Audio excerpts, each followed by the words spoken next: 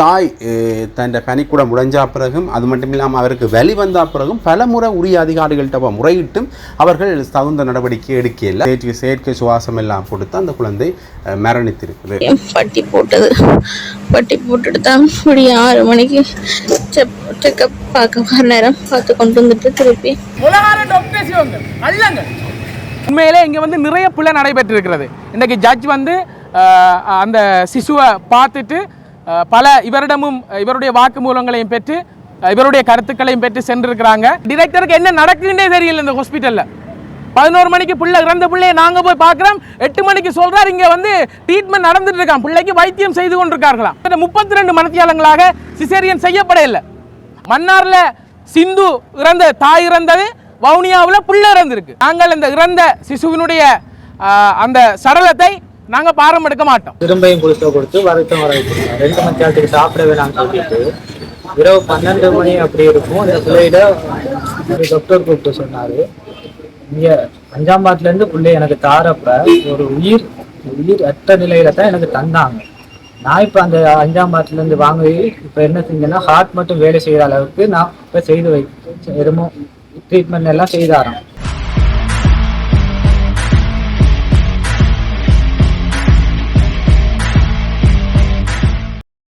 ஜெஃப்னாபடியன் சொந்தங்களுக்கு வணக்கம். இந்த காணொலியில் நாங்கள் எதை பற்றி பார்க்க போகிறோம்னா, அண்மை காலமாகவே மருத்துவமனை சம்பந்தமாக மக்கள் மத்தியில் ஒரு அச்சமும் விழிப்புணர்வும் ஏற்பட்டிருக்கின்றதான் சொல்லணும். மருத்துவர் அர்ச்சனாவினுடைய அந்த சம்பவங்களுக்கு பிறகு சாவச்சேரியில் இருக்கட்டும் சரி, அது மட்டும் இல்லாமல் மன்னாரில் இருக்கட்டும் சரி, நிறைய பிரச்சனைகளுக்கு பிறகு மக்கள் மத்தியில் ஒரு விழிப்புணர்வு அது மட்டும் இல்லாமல் அச்சம் ஏற்பட்டிருக்கு. அந்த வகையில் வவுனியாவிலையும் உங்களுக்கு தெரியும், அண்மையில் ஒரு பெரிய பாரதூரமான பிரச்சனை நடந்தது. தாய் தன் பனிக்கூட முடைஞ்சா பிறகும் அது மட்டும் இல்லாமல் அவருக்கு வலி வந்த பிறகும் பல முறை உரிய அதிகாரிகள்கிட்ட முறையிட்டும் அவர்கள் தகுந்த நடவடிக்கை எடுக்கல. அதன் காரணமாக ஒரு அவருக்கு பிறந்த குழந்தை வந்து ஆரோக்கியம் குன்றிய குழந்தையாக பிறந்து அதற்கு பிறகு செயற்கை சுவாசம் எல்லாம் கொடுத்து அந்த குழந்தை மரணித்திருக்குது. இந்த சம்பவம் பல நாளையும் பலவாறாக பார்க்கப்படுது. நிறைய விமர்சனங்கள் இந்த மருத்துவத்துறை மேலே இருந்திருக்கு. திருப்பியும் பட்டி போட்டுட்டு தான் 6 மணிக்கு செக்கப் பார்க்க நேரம் பார்த்து கொண்டு வந்துட்டு திருப்பி பட்டி போடுறதுக்கு லேபர் ரூமுக்கு அனுப்பினவர். அங்கே அனுப்பி பார்க்குற நேரம் தான் பெரிய டாக்டர் வந்து பார்த்துட்டு டெஸ்ட் பார்த்தவே. டாக்டர் பேர்லாம் எனக்கு தெரியாது. இதுக்கு அடிக்கடி இப்படி விசிட் பண்ண வரவர்.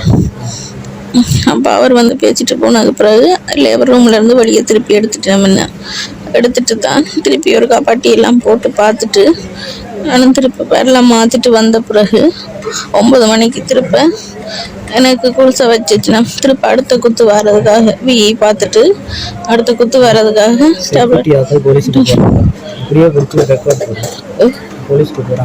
இந்த குழந்தையின் பெற்றோருக்கு நீதி கிடைக்க வேண்டும் என்று பொதுமக்கள் ஆர்ப்பாட்டத்தையும் மேற்கொண்டிருந்தவை. அதாவது வந்து மரணித்த சிசுவின் பெற்றோருக்கு நீதி கிடைக்குமாறு கோரி ஆர்ப்பாட்டம் ஒன்று முன்னெடுக்கப்பட்டிருக்கு. வவுனியா வைத்தியசாலையின் பிரதான வாயிலின் முன்பாக இன்றைக்கு மாலை குறித்த ஆர்ப்பாட்டம் முன்னெடுக்கப்பட்டது. ஆர்ப்பாட்டத்தில் கலந்து கொண்டவர்கள் கருத்து தெரிவிக்க என்னென்னு சொல்லியிருக்கோம்னா, குழந்தையின் தாய் வலி தாங்க முடியாமல் பல மணி நேரங்கள் கதறிய போதும் அவருக்கு சிசேரியன் செய்யவில்லை. இவ்வாறானவர்களை நம்பி நாங்கள் எப்படி சிகிச்சை செய்ய முடியும், சிகிச்சைக்காக நாங்கள் என்னென்று வைத்தியசாலைக்கு போக முடியும் என்று பலவாறான கருத்துக்களை முன்வச்சிருக்கிறோம். அது மட்டும் இல்லாமல் அதை உள்ளக விசாரணைகளில் தங்களில் துளியும் நம்பிக்கை இல்லைன்னு சொல்லியிருக்கலாம். சுகாதார அமைச்சினூடாக ஒரு குழு நியமிக்கப்பட்டு அந்த குழுவின் மூலமாகத்தான் சட்ட ரீதியாக விசாரணை நடத்தணும் என்று அவர்கள் கோரிக்கை முன்வச்சிருக்கிறோம்.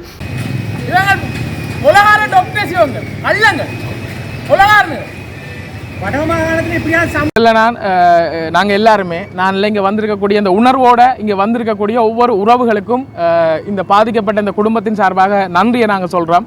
உண்மையிலே இவர் ஒரு துணிஞ்சு இன்றைக்கு வந்திருக்கிறார். இன்றைக்கு தனக்கு நடந்த அநீதி இந்த வவுனியா மாவட்டத்தில், இந்த வட மாகாணத்தில், இந்த இலங்கையில் யாருக்குமே நடக்கக்கூடாதுன்னு சொல்லி இன்றைக்கு இந்த சகோதரன் துணிந்து வந்திருக்கிறார். நிறைய இவர் துன்பங்களை அனுபவித்ததை காலமாக நாங்கள் ஊடகங்கள் வாயிலாக இவர் தெரியப்படுத்தி இருந்தார். உண்மையிலே இங்கே வந்து நிறைய பிள்ளை நடைபெற்று இருக்கிறது. இன்றைக்கு ஜட்ஜ் வந்து அந்த சிசுவை பார்த்துட்டு பல இவரிடமும் இவருடைய வாக்குமூலங்களையும் பெற்று இவருடைய கருத்துக்களையும் பெற்று சென்றிருக்கிறாங்க. ஆகவே நாங்கள் இங்கே வலியுறுத்துகிற ஒரே ஒரு விஷயம், எங்களுடைய ஜட்ஜம்மாட்டையும் சரி, அதே போல் இந்த நாட்டில் இருக்கக்கூடிய சுகாதார அமைச்சர்கிட்ட இந்த இடத்துல நாங்கள் வினயமாக கேட்டுக்கொள்கிறோம். இந்த இடத்துல அரசியல்வாதிகள் எல்லாரும் தலையிட வேண்டும் என்று சொல்லி நாங்கள் இந்த இடத்துல இதில் எல்லாருமே இந்த அரசியல் கட்சி வேறுபாடுகளுக்கு அப்பால் நாங்கள் நிற்கிறோம். இந்த ஒரு உயிரை இனிமேல் எந்த ஒரு இப்படியான அசம்பாவிதம் நடக்கக்கூடாதுன்னு சொல்லி நாங்கள் அதுக்காக தான் நாங்கள் கொண்டு கூடியிருக்கிறோம். கௌரவ அமைச்சர் ரமேஷ் பத்ரன் அவர்கள்ட்ட இந்த இடத்துல நாங்கள் முன்வைக்கிற கோரிக்கை, இந்த இன்டர்னல் இன்வெஸ்டிகேஷனில், இந்த உள்ளக விசாரணையில், இந்த வவுனியா வைத்தியசாலை முன்னெடுக்கிற உள்ளக விசாரணையில் எங்களுக்கு நம்பிக்கை இல்லை. ஆகவே உங்களுடைய தலைமையில் சுகாதார அமைச்சருடைய சிபாரிசில் சுகாதார அமைச்சருடைய பரிந்துரையில் அங்கிருந்த ஒரு விசேட குழு ஒன்று நியமிக்கப்பட்டு அந்த குழு இங்கே வந்து ஒரு நீதியான விசாரணையை மேற்கொள்ள வேண்டும். அதே போல் இங்கே இருக்கிற ஜேஎம்ஓமார் எடுக்கிற மரண விசாரணைகள்லையும் வந்து எங்களுக்கு நம்பிக்கை இல்லை. ஆகவே எங்களுக்கு கொழும்புல இருந்து ஒரு சிறப்பு குழு இங்கே வந்து இந்த நிலவரங்களை பார்க்க வேண்டும். குறிப்பாக இந்த இடத்துல நான் ஒன்று சொல்கிறேன், நேற்று இந்த குழந்தை இறந்ததாக 11:30 மேலே பொலிசில் நாங்கள் கேட்க 11:30 கால் வந்து எங்களை வந்து பார்க்க சொல்லி சொன்னவங்க. ஆனால் நாங்கள் பார்த்துட்டு போன பிறகு நான் இந்த இடத்துல சொல்லலாமல் தெரியல, நான் சொல்கிறேன், எங்களை இந்த வவுனியா மாவட்டத்தினுடைய ஊடகவியலாளர்கள் கால் பண்ணி கேட்ட நேரம் 8 மணிக்கு அவங்க கால் பண்ண நேரமும் இன்னும் வைத்திய சிகிச்சை நடைபெற்று கொண்டிருக்குன்னு சொல்லி இங்கே இருக்கக்கூடிய இந்த டிரெக்டர் அப்போ இந்த டிரெக்டருக்கு என்ன நடக்குன்னே தெரியல. இந்த ஹாஸ்பிட்டலில் 11 மணிக்கு இறந்த பிள்ளையை நாங்கள் போய் பார்க்குறோம், 8 மணிக்கு சொல்கிறார் இங்கே வந்து ட்ரீட்மெண்ட் நடந்துட்டு இருக்கான், பிள்ளைக்கு வைத்தியம் செய்து கொண்டிருக்கார்களாம். அப்போ இவங்க இதெல்லாம் சொல்கிற முழுக்க பொய் தானே. இவர்களுடைய அத்தனை கருத்துக்களும் முன்னுக்கு பின் முரணாக இருக்கிறது. அந்த தாய், இவருடைய மனைவி, அவங்களோட அந்த பன்னீர் குடம் உடைத்து அவர்கள் கெஞ்சி இருக்கிறாங்க, எனக்கு சிசேரியனுக்கு நான் போகிறேன் ஏதாவது செய்யுங்கன்னு சொல்லி. கிட்டத்தட்ட 32 மணித்தியாலங்களாக சிசேரியன் செய்யப்படவில்லை. அவங்க ஃபோன் பார்த்துட்டு இருந்திருக்கிறாங்க, அங்கே அதில் இருந்தவங்க அசட்டையினமாக இருந்திருக்கிறாங்க. ஆகவே இது முழுக்க மருத்துவ கவன இனத்தால் வந்திருக்கக்கூடிய ஒரு மரணம் என்று சொல்வதை விட இது ஒரு கொலை, இது ஒரு மருத்துவ கொலை. மன்னாரில் சிந்து தாய் இறந்தது, வவுனியாவில் பிள்ளை இறந்திருக்கு, வேறொரு வித்தியாசம் இல்லை, விஷயம் எல்லாம் ஒன்றுதான். அங்கே தாயை கொண்டவங்க இன்றைக்கு இங்கே பிள்ளையை கொண்டிருக்கிறாங்க, எல்லாமே எங்கட உறவுகள் தான். ஆகவே இந்த மருத்துவ கொலை வந்து நிறுத்தப்படணும், இதற்கு நீதியான நியாயமான தீர்வு வேணும். நாங்கள் மீண்டும் வலியுறுத்துறது எங்களுடைய சுகாதார அமைச்சர் ரமேஷ் பத்ரன் அமைச்சர் அவர்களிடம் உங்களுடைய தலைமையில் விசேடமான குழு ஒன்று இங்கே விசாரணைக்காக வர வேண்டும். அதுவரைக்கும் நாங்கள் இந்த இறந்த சிசுவினுடைய அந்த சடலத்தை நாங்கள் பாரம் எடுக்க மாட்டோம்.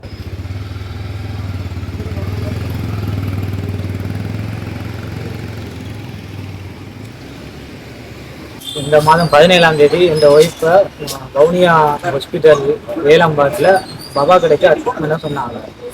17ஆம் தேதி அட்மிட் பண்ணிட்டேன், விடிய 8 மணிக்கே அட்மிட் பண்ணிட்டேன். 18ஆம் தேதி அந்த பிள்ளைக்கு மதியம் விடியது அந்த புதுசை ஏதோ கொடுத்து வருத்தம் வர வச்சுருக்காங்க. வருத்தம் வர வச்சு பின்னேரம் திரும்பியும் புதுசை கொடுத்து வருத்தம் வர வச்சுருக்காங்க. 2 மணி நேரத்துக்கு சாப்பிட வேணாம்னு சொல்லிட்டு இரவு 12 மணி அப்படி இருக்கும். அந்த பிள்ளையிட நிலக்கூடம் உடைஞ்சி ஃபுல்லாக இதாகவும் அதான் அங்கே உள்ள நேசை கூப்பிட்டு டாக்டர்கிட்ட சொல்லியிருக்காங்க. டாக்டர்கிட்ட சொன்னது அது ஒன்றும் பிரச்சனை இல்லை, அவன் பார்த்துட்டு அங்கே இருந்துட்டாங்க. இப்போ திரும்பியும் சொல்ல வலிக்கு அந்த உள்ள நேசை என்ன வலிக்கு வந்து டெப்லெட் வந்து 2 டெப்லெட் விட்டு வலி இது வலி குறைஞ்சிருந்துட்டு டெப்லெட் 2 கொடுத்தாங்க. அதை போட்டுட்டு இந்த பிள்ளை படுத்து விடிய திரும்பியும் பெரிய டாக்டர் ஒரு ஆள் வந்திருந்தார், அதுக்கு பொறுப்பான ஒரு டாக்டர். அவர் எங்கேயோ நான் போயிட்டாராம், வேற ஒரு டாக்டர் வந்தது மணிக்கூடம் உடைஞ்சதுக்கையே நீங்கள் வந்து சீசர் பண்ணி பிள்ளை எடுத்துருக்கலாம் தானே, ஏன் அப்படியே விட்டுட்டுருங்கன்ட்டு அவனை அன்னைக்கு டியூட்டியில் இருந்த டாக்டருக்கு பேசினாராம். அந்த பிள்ளையும் அவனை இருந்திருக்கு. பேச விட்டுட்டு திரும்ப வலிக்கு திரும்பியும் புதுசாக கொடுத்துருக்காங்க. கொடுத்து திரும்ப ஒரு 5 மணி போல் அங்கே லேபர் ரூம் கொண்டு போகணும்னு சொல்லி டக்குன்னு கூட்டிகிட்டு போகிறாங்க. பிள்ளையோட ஆமாம் எல்லாத்தையும் எடுத்துகிட்டு ஒரு லேபர் ரூம் கூட்டிகிட்டு போயிட்டாங்க. லேபர் ரூம் போன பிள்ளை 12 மணி வரைக்கும் இன்னும் வரையில. 12 மணி வரைக்கும் அங்கே ஃபோன் பக்கத்தில் ஒரு ஆக்காட்ட நம்பர் வாங்கியிருந்தா அவன் போய் பார்த்தும் வரையில. என்னன்னு பார்த்தா திரும்ப 12 மணிக்கு இங்கேருந்து அம்மாக்களை அனுப்பி கூட்டு உள்ளே பார்க்க சொன்னால் அவள் 7ஆம் வார்டில் இருந்து ஏசி வேலை செய்யலைன்னு சொல்லி 5ஆம் வார்டுக்கு மாற்றிட்டாங்க. 5ஆம் வார்டுக்கு மாற்றின பிள்ளை திரும்ப 12 மணி விடிய வந்து பார்த்தா பிள்ளை கிடைச்சிரும், நீங்கள் போயிட்டு விடிய வாங்கன்னு சொன்னாங்க. இதை நம்பிட்டு நானும் இருந்தேன். இப்போ 2 மணி போல் ஒரு நேற்று ஒரு ஆள் கோல் எடுத்து நீங்கள் புகவன் இந்த வாணியோட ஹஸ்பண்ட் தானே ஓடுங்க, அப்போ நீங்களும் அவரோட அம்மாவையும் ஒருக்கா கூட்டிகிட்டு ஹாஸ்பிட்டல் வாங்கன்ட்டு 2 மணிக்கு 2:30 கோல் பண்ணி சொன்னாங்க. அப்போ நாங்கள் இங்கே 2:30க்கு வெளிக்கிட்டு அங்கே போயிட்டு ஹாஸ்பிட்டலுக்கு போயிட்டு அங்கே போக இப்போ வந்து பிள்ளை அழுதுட்டு இருக்கு. எங்கம்மா பிள்ளை எங்கன்னு கேட்டோம். பிள்ளைய தான் என்னமோ சிகிச்சையில் நிற்கிதுன்னு சொல்கிறாங்க, என்னன்னு தெரியலைன்னு அப்படின்னு சொல்லவும், அப்புறம் அங்கே உள்ள நேர் சொன்னால் போங்க அந்த அதிதீவிர சிகிச்சைக்கு போங்க. அந்த சிகிச்சைக்கு போக அங்கே பிள்ளைய போய் பார்க்க போனேன். அவர் டாக்டர் கூப்பிட்டு சொன்னார், இங்கே அஞ்சாம்பாட்டிலேருந்து பிள்ளைய எனக்கு தாரப்ப ஒரு உயிர் அற்ற நிலையில தான் எனக்கு தந்தாங்க. நான் இப்போ அந்த அஞ்சாம்பாட்டிலேருந்து வாங்கி இப்போ என்ன செஞ்சேன்னா ஹார்ட் மட்டும் வேலை செய்கிற அளவுக்கு நான் இப்போ செய்து எதுமோ ட்ரீட்மெண்ட் எல்லாம் செய்தாராம். செய்துட்டு அவர் சொல்றார், இந்த நீர்க்குடம் உடைஞ்சதுக்காகவோ இல்லை என்னத்துக்காகவோ மூச்செடுக்க இல்லாமல் போய் பிள்ளைக்கு தலை வரைக்கும் நரம்புல ஒரு ரத்தம் எது ஒன்றுமே வேலை செய்யாமல் கோமா ஸ்டேஜ் ஆகிட்டான். அடுத்து நுரையீரல் ஏதோ சுருங்கி பாதிக்கப்பட்டிருக்கான். ரத்தம் உடம்பு ஃபுல்லாக அது என்ன உடம்பு ஃபுல்லாக கட்டியாகி நிற்கிறான். அதை கரைச்சாராம்.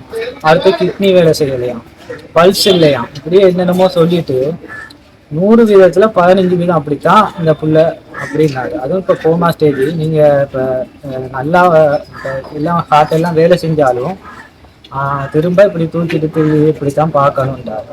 அப்போ சரி பரவாயில்லன்ட்டு நாங்கள் ஒரு நாளும் ஒரு 3 தடக்கா 2 தடக்கா போய் பார்த்துட்டு வந்தோம். அந்த வயிற்றடி விடத்தை மட்டும் துடிக்குள்ள இந்த எலும்பி போகும். கை கண் அசைவு ஒன்றுமே இல்லை.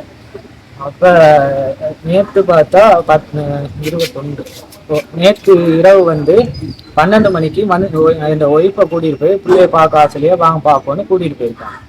கூட்டிகிட்டு போன இடத்துல அங்கே டாக்டர் வந்து இன்னும் வரையில. டாக்டர் வந்தோடனே நீங்கள் போய் பாருங்கன்னு சொல்லவும், நான் இங்கே ஹாஸ்பிட்டல்லேருந்து திரும்ப அங்கே போகிறேன். போய் அங்கே கேட்டுட்டு அங்கே உள்ளுக்கு போகவும் அவர்கிட்ட போயிட்டு என்னமான்னு கேட்கவும் பிள்ளைய பார்க்க வந்தேன். சரி பாருன்ட்டு திரும்ப கூட்டிகிட்டு போய் அவர் முன்னுக்கு அந்த டாக்டர் உட்கார வச்சு கழிச்சிட்டு நாங்களும் எவ்வளோ மெனக்கெட்டு பார்த்துட்டோம். தெரிஞ்சிச்சுதானே லிவர் அழுகிட்டு ஈரல் சரி அப்படி இப்படி எல்லாம் அதை சொன்ன மாதிரியே சொல்லி கஷ்டப்பட்டு தான் இவ்வளோ நாளுக்கு வச்சிருந்தேன் பிள்ளைய. அதுவும் இப்போ ஹார்ட் நின்று வந்துச்சு. இப்போ ஒரே தான் நின்றுட்டு இதுக்கு மேலே எங்களால் ஒன்றுமே செய்யலை அப்படின்ட்டாங்க. அதோட அந்த பிள்ளை விழுந்து அழுது புலரி எப்படியோ என்ன நடந்ததுன்னு தெரியா. ஆனால் அன்னைக்கு அந்த பிள்ளைக்கு ஒழுங்காக அந்த ட்ரீட்மெண்ட் அங்கே நடந்திருந்தா என் பிள்ளையும் இந்த பிள்ளையும் இந்த மனசையும் ஒழுங்காக நேரம் வீட்டை சேர்ந்து நல்லா இருந்திருக்கும். ஆனால் கொண்டுட்டாங்க. என்ன காரணம் தான் அன்னைக்கு அந்த இருந்த நேசோரால் ஏன் கவனிக்காம இருந்தது. அடுத்து வந்து அந்த விடுதிக்கு பொறுப்பான காமினி சேர்ந்து சொல்லுவாங்க போல, அவர் 3 நாளோ 4 நாளோ அங்க இல்லை, எங்கேயோ போயிட்டாராம். அதுக்காக வேற யாரோ வந்துதான் ட்ரீட்மெண்ட் செய்ததாக சொன்னாங்க. அது என்ன மாதிரி தெரியல. எனக்கு இந்த நீதி கிடைக்கிற வரைக்கும் இந்த பிள்ளைய நான் பாடம் எடுக்க மாட்டேன். இப்பயும் போலீஸ்ல முறைப்பாடு செஞ்சுட்டு தான் இங்க உட்காந்துருக்கு. இன்னும் வாட்டில பார்க்க கூட போகாம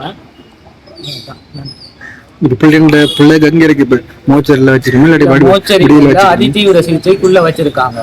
அதை பார்க்க போறதுனால ஒரு ஆள் அப்படித்தான், அதான் தாயோ இல்ல தாப்ப மட்டும் தான் பார்க்க போகலாம். நீங்க பாத்தீங்களா என்ன மாதிரி இருக்குது? நான் நேற்று இரவு போய் பார்த்தது அப்படியே ஆள் இல்லாம அப்படியே பொம்மை மாதிரி ஆள் கிடக்க